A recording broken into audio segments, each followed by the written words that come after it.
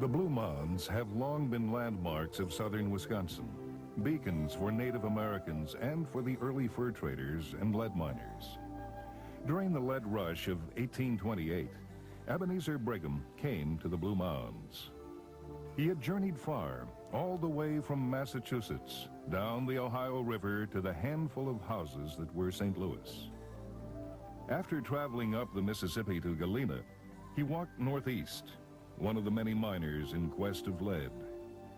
Ebenezer Brigham found what he was looking for in Blue Mounds. His search ended, and he made a home here on the slope of the East Mound.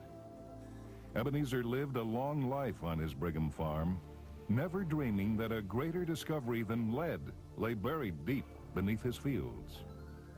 Many years later, on August the 4th, 1939, an explosion ripped through the stillness of Blue Mounds.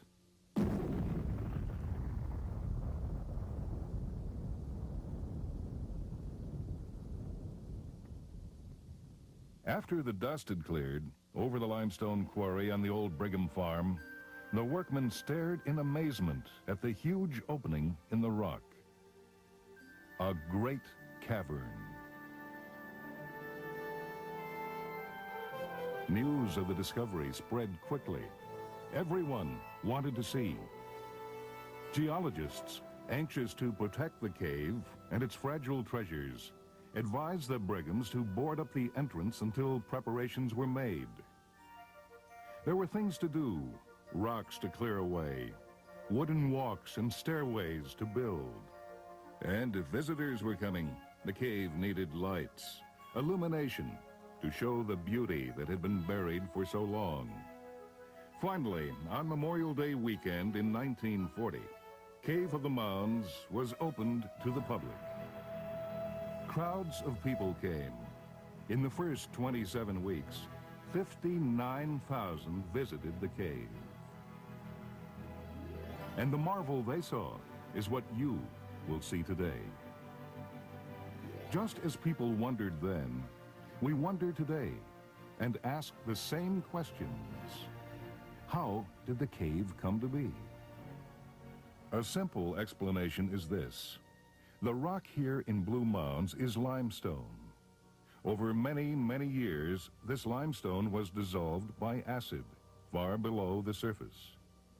To understand the process, let's go back to the time when the sedimentary rock of southern Wisconsin started to develop.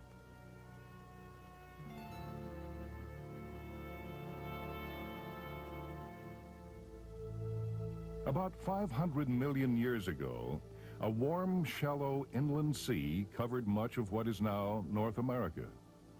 Shellfish thrived in its waters.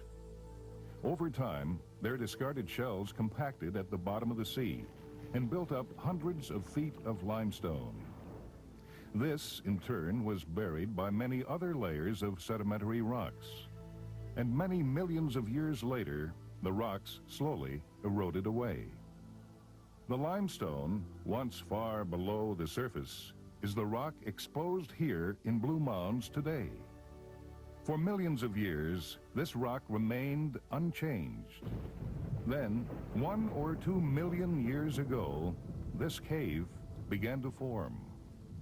First, rainwater or melting snow combined with carbon dioxide in the soil to make carbonic acid.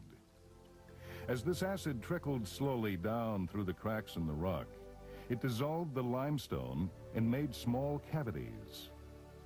Powerful sulfuric acid formed far below the water table when hydrogen sulfide gas from lead and other mineral deposits combined with groundwater. This strong acid moved upwards through cracks in the rock, enlarging the cavities until finally a large cavern formed. Eventually, as the surface of the earth eroded, the water drained out of the cave, and acid could no longer work to dissolve the rock. Underground streams entered, washing away sediments and hollowing out new sections of cave, chambers that twist and turn like corkscrews. And today, the geologic process continues. You can see it taking place as year after year, day after day, water drips into the cave and calcite crystals precipitate. It can take a long time, more than 100 years, for a single formation to grow 1 inch. As the tiny particles fuse together, they form intricate and varied shapes. These are speleothems. They come in many shapes and colors. Slender, hollow stalactites hang from the ceiling. Sturdy-looking stalagmites form statues on the floor, while helictites curve like tiny hockey sticks, and cave rafts look like lily pads of stone. Pure calcite is white. Iron oxide creates warm browns, oranges, and reds.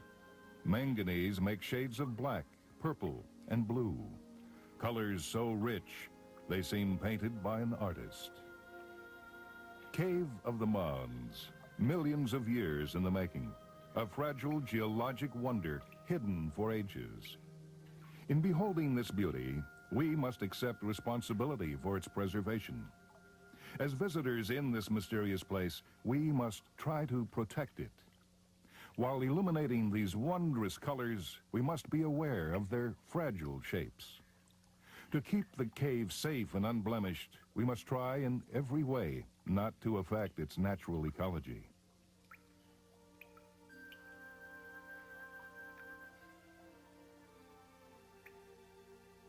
The United States Department of the Interior has distinguished Cave of the Mounds as a national natural landmark because it is a treasure.